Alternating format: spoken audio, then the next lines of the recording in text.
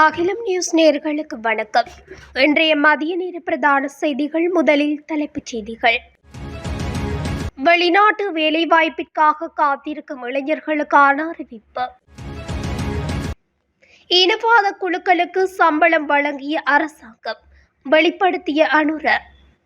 வசமாக மாட்டப்போகும் நாமல் மஹிந்த ராஜபக்ச குடும்பத்தினர். மட்டக்களப்பு சிறையில் இருந்த ஜக்ரான் எங்கே? அம்பெட்டிய தேரரின் பரபரப்பான தகவல்கள். பின்னணியில் யார்? சபையில் அநாகரிகமான வார்த்தை பிரயோகங்கள் பயன்படுத்த தடை. சபாநாயகர் அதிரடி அறிவிப்பு. கொட்டாஞ்சேரி துப்பாக்கிச் சூடு விவகாரம் நள்ளிரவில் நடந்த பயங்கரம். மேலும் 2 அதிரடி கைது. கிளிநொச்சி பஸ் தரிப்பிடத்தில் இளம்பெண்ணின் சடலம் மீட்பு. போலீசார் அதிர்ச்சி. கொழும்பு போலீசில் சந்தேக நபரிடமிருந்து துப்பாக்கி வெடிமருந்துகள் கைப்பற்றல். சிகிச்சைக்காக வந்த இளம்பெண்ணிடம் பாலியல் சேட்டை. வசமாக சிக்கிய சந்தேக நபர். யாழில் போலீசாரிடம் வாளை காட்டி சண்டித்தனம். அதிர்ச்சி கொடுத்த இளைஞனின் பின்னணி. தொடர்பட விரிவான செய்திகள். இலங்கையைச் சேர்ந்த 3469 இளைஞர்களுக்கு தென்கொரியா E9 விசா பிரிவின் கீழ் வேலைவாய்ப்பு வழங்கப்பட்டுள்ளது. இலங்கை வெளிநாட்டு வேலைவாய்ப்பு பணியகம் மற்றும் தென்கொரியாவின் மனிதவள மேம்பாட்டு நிறுவனம் ஆகியவற்றுக்கு இடையே கையெழுத்தான புரிந்துணர்வு ஒப்பந்தத்தின்படி வேலைவாய்ப்பு வழங்கப்பட்டுள்ளது. அதன்படி தென்கொரியாவில் உற்பத்தி துறையில் வேலைவாய்ப்புகளுக்கு தகுதி பெற்ற 77 இளைஞர்கள் சமீபத்தில் தென்கொரியாவுக்கு சென்றுள்ளனர். தென்கொரியாவில் உற்பத்தி, கட்டுமானம், மீன்பிடி சேவைகள் மற்றும் விவசாய துறைகளில் வேலைவாய்ப்புகள் E9 விசா பிரிவின் கீழ் இலங்கையைச் சேர்ந்த இளைஞர்களுக்கு வழங்கப்படுகின்றன. இந்த வேலைவாய்ப்பிற்கான விண்ணப்பதாரர்கள் ஆன்லைன் முறை மூலம் தேர்ந்தெடுக்கப்படுகின்றனர். இந்த தேர்வு முறைமை கணினியில் மட்டுமே நடத்தப்படும் என்றும், மேலும் எந்த தரப்பினரையும் பாதிக்காது என்றும் வெளிநாட்டு வேலைவாய்ப்பு பணியகம் கூறியுள்ளது. மக்களின் பணத்தில் இனவாதத்தை தூண்டுபவர்களுக்கு முன்னாள் கடந்த அரசாங்கங்களில் சம்பளம் வழங்கப்பட்டுள்ளதாக ஜனாதிபதி அனுரகுமார திசாநாயக்க வெளிப்படுத்தியுள்ளார். மக்கள் விடுதலை முன்னணியின் 36வது கார்த்திகை வீரர்கள் ஞாபகார்த்த தினம் நேற்று விகாரமாதேவி திறந்த வெளியரங்கில் ஜனாதிபதி தலைமையில் நடைபெற்றது. நிகழ்வில் உரையாற்றும் போதே இதனை தெரிவித்துள்ளார். மேலும் அது தொடர்பில் உரையாற்றிய அவர், அண்மையில் இராணுவ புலனாய்வாளர்களை சந்தித்து கலந்துரையாடிய போது மக்களின் வரிப்படத்தில் முன்னாள் ஜனாதிபதிகள் வாழ்ந்திருக்கிறார்கள். அதாவது ஒரே வங்கிக் கணக்கில் 2 வேறுபட்ட இனவாத குழுக்களுக்கு சம்பளம் வழங்கப்பட்டுள்ளதாகவும் தெரிவித்துள்ளனர். முஸ்லிம் அடிப்படைவாதிகளுக்கு பணம் கொடுத்து சிங்கள மக்களுக்கு எதிராக போராடுங்கள், அதேபோல சிங்கள அடிப்படைவாதிகளுக்கு பணம் கொடுத்து முஸ்லிம் மக்களுக்கு எதிராக போராடுங்கள் என்றவாறு அரசாங்கத்தின் பணத்தை பயன்படுத்தியுள்ளனர். இது மக்களுக்கு முன்னாள் ஜனாதிபதிகள், முன்னாள் அரசாங்கம் செய்த கேடாகும். எங்கள் நாட்டின் இன ஒருமைப்பாட்டில் பெரும் குழப்பம் நிலவிய காலம் இருந்தது. எங்காவது சிறு குழப்பம் ஏற்பட்டால் ஏதோ ஒரு பள்ளி, விகாரை உடைக்கப்பட்டு பதற்றம் உருவாக்கப்பட்டது. இதற்கெல்லாம் யார் காரணம்? இனவாதத்தையும் அடிப்படைவாதத்தையும் தங்களின் இருப்புக்காக பயன்படுத்தியுள்ளனர். ஒவ்வொரு இனத்திற்கும் இனப்பற்றும் உரிமையும் இருக்கிறது. ஆனால் இனவாதத்தை தூண்டி முன்னாள் அரசாங்கங்கள் வாழ்ந்திருக்கின்றன. அதை உசுப்பேற்றி, குழப்பி, தீமூட்டி ஏனைய பிரச்சனைகள் அனைத்தையும் மறுகடிக்கும் செயற்பாட்டில் முன்னாள் அரசாங்கங்கள் ஈடுபட்டுள்ளனர். நாங்கள் அரசாங்கத்தை பாரமெடுத்த நாள் முதல் நாட்டில் எங்கேயும் இனமுறுகல்கள் ஏற்படவில்லை. இவைதான் நாம் செய்த மக்கள் நல்லிணக்கம் என்று ஜனாதிபதி அனுர தெரிவித்துள்ளார்.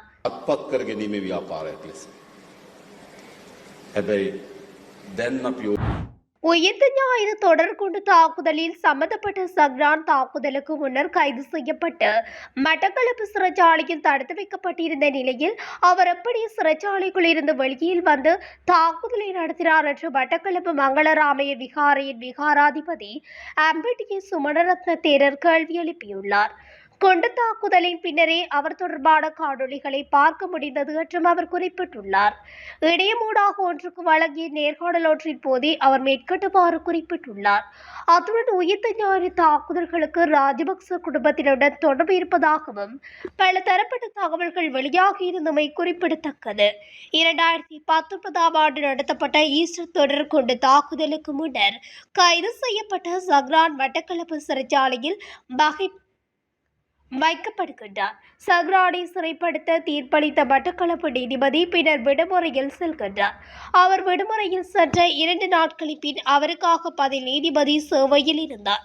அப்போது அவருக்கு பிணை வழங்கியது யார்? பிணை நின்றது யார்? ஏன் பரிசோதனை நடத்தவில்லை? பிணை வழங்கிய பின்னர் சஹ்ரான் எங்கு சென்றார் என்பது தொடர்பில் ஏன் விசாரணை நடத்தப்படவில்லை?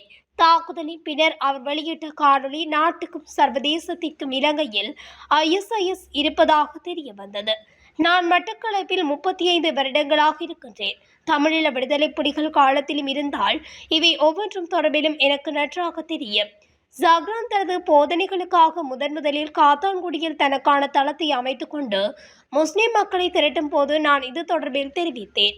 அன்று சில ஊடகங்களில் இவை செய்திகளாக சென்றன. நீண்ட காலம் கடந்துள்ளதால், அதாவது 6 வருடங்கள் கடந்துவிட்டதால் சில சம்பவங்கள் ஞாபகம் இல்லை. போலீஸ் புலனாய்வு திணைக்களத்துக்கு அன்று நான் வாக்குமூலம் வழங்குவதாக கூறினேன். என்னிடம் சாட்சியங்கள் இருப்பதாகவும் தெரிவித்தேன். ஆனால் யாருக்கு எனக்கும் சந்தர்ப்பம் வழங்கவில்லை. அன்று நாங்கள் கத்தி சொன்னோம். இவ்வாறான குழுக்கள் உருவாகுவதாக. ஆனால் அன்றைய ஆட்சியாளர்கள், முன்னாள் அரசாங்கத்தினர் அதை கணக்கிலும் எடுக்கவில்லை என்று தெரிவித்துள்ளார். நாடாளுமன்ற சபை நடவடிக்கைகளின் போது பொருத்தமற்ற அநாகரிகமான வார்த்தை பிரயோகங்களை பயன்படுத்துவதை தவிர்த்துக் கொள்ளுமாறு சபாநாயகர் ஜெகத் விக்ரமரத்ன அறிவித்துள்ளார். நாடாளுமன்ற சபை நடவடிக்கையின் ஆரம்பத்தில் இன்றைய சபாநாயகர் அறிவித்தலாக இதனை வெளியிட்டுள்ளார். சில நாடாளுமன்ற உறுப்பினர்கள் அநாகரிகமான வார்த்தை பிரயோகங்களை பயன்படுத்துவதை தொடர்ச்சியாக தாம் அவதானித்து வருவதாக சபாநாயகர் சுட்டிக்காட்டியுள்ளார். அவ்வாறான வார்த்தை பிரயோகங்கள் நாடாளுமன்ற கௌரவத்தை சீர்குலைப்பதுடன் வேதனைப்படக்கூடிய விடயமாக கருதுவதாகவும் சபாநாயகர் குறிப்பிட்டுள்ளார். அதன்படி ஒரு சில நாடாளுமன்ற உறுப்பினர்களை தனிப்பட்ட ரீதியில் பெயர் கூறியும் அவர்களை இலக்கு வைத்தும் அநாகரிகமான வார்த்தை பிரயோகங்களை இனிவரும் காலத்தில் சபையில் பயன்படுத்தக்கூடாது என ஜெகத் விக்ரமரத்ன எச்சரித்துள்ளார். நாட்டின் உயர்பீடமாக திகழும் நாடாளுமன்றத்தின் ஒழுக்கத்தை உரிய முறையில் பேணுவதற்கு மக்கள் பிரதிநிதிகள் அனைவரினதும் ஒத்துழைப்பையும் சபாநாயகர் கோரியுள்ளமை குறிப்பிடத்தக்கது. கொட்டாஞ்சேரி பிரதேசத்தில் அண்மையில் ஒருவரை சுட்டுக் கொன்ற சம்பவத்திற்கு உதவிய குற்றச்சாட்டில் மேலும் 2 கைது செய்யப்பட்டுள்ளதாக தகவல் வெளியாகியுள்ளது. கொழும்பு மாவட்ட குற்றத்தடுப்பு பிரிவினரால் நேற்று ஆணொருவரும் பெண்ணொருவரும் கைது செய்யப்பட்டுள்ளதாக தெரிவிக்கப்படுகின்றது. கைது செய்யப்பட்ட சந்தேக நபர் இந்த குற்றத்தை செய்ய துப்பாக்கிதாரி வந்த காரின் சாரதியாக இருந்தவர் என்றும், சந்தேக நபரான பெண் இந்த குற்றத்தை செய்ய சந்தேக நபர்களுக்கு தங்குமிட வசதிகளை வழங்கியவர் என்றும் காவல்துறையினர் தெரிவித்துள்ளனர்.